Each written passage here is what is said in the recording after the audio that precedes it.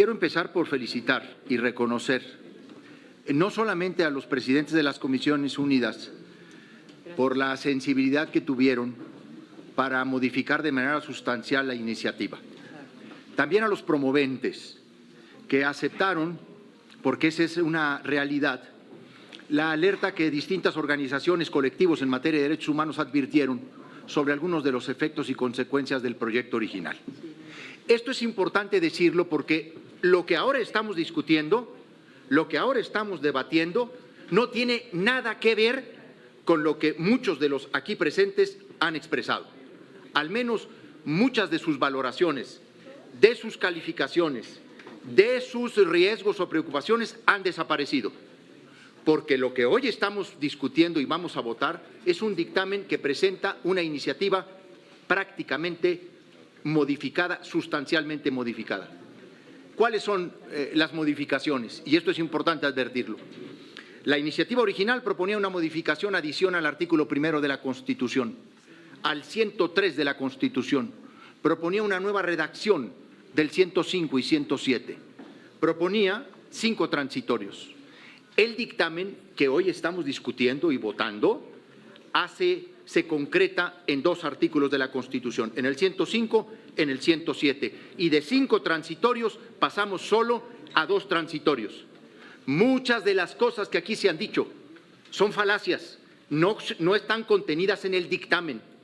Es absolutamente falso, es absolutamente una mentira que se estén extinguiendo los controles de constitucionalidad a favor de los ciudadanos. Esos perseveran, esos persisten.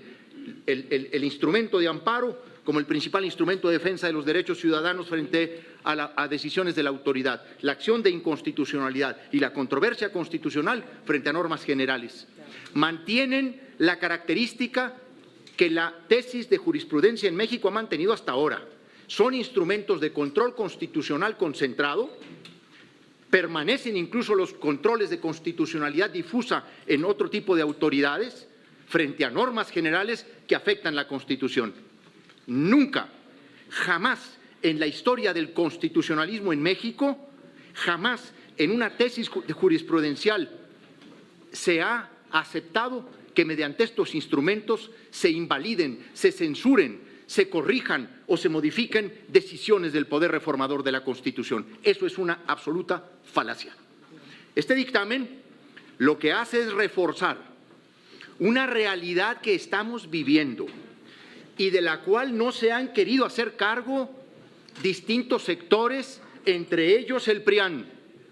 Debo decirlo con sus letras, porque llevaron a la Corte a jueces y a magistrados a la arena política para enfrentar un cambio de gobierno y un cambio de régimen. No estamos ante un pleito con el Poder Judicial. Es cierto que es un momento tenso en las relaciones entre poderes, pero aquí no hay ningún pleito. Aquí hay una disputa constitucional para calificar, para definir en dónde reside originalmente el poder y la soberanía del poder reformador de la Constitución, que es el pueblo. El principal instrumento de reforma de la Constitución está en el 135. Lo pueden abonar con la redacción del artículo 39 y del 40.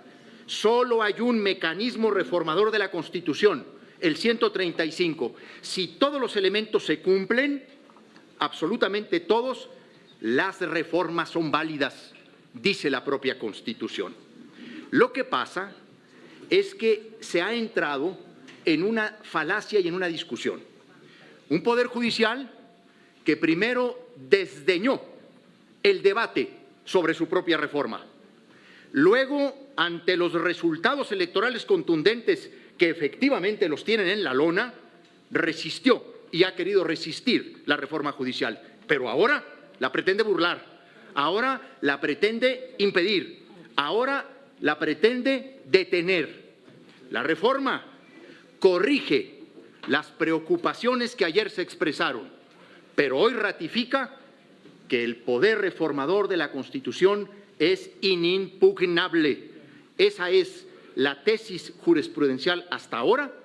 Hay casos aislados, pero también contradichos. Hay sentencias, hay posiciones ministeriales o de juzgadores, pero que nunca tuvieron mayoría en el Pleno de la Suprema Corte de Justicia de la Nación.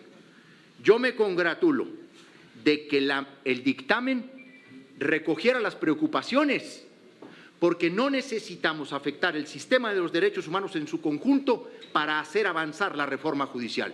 Lo que aquí se está discutiendo es cómo impedir que el Poder Judicial continúe en esta mala estrategia de primero desdeñar, luego resistir y ahora burlar, con suspensiones que extralimitan el desempeño de juzgadores. Se advirtió y se dijo que es muy grave violar una suspensión. No, compañeras y compañeros, es mucho más grave que un juzgador se extralimite con funciones y facultades que no tiene. Esta reforma asegura y fortalece ese blindaje y esa garantía del reformador permanente de la Constitución.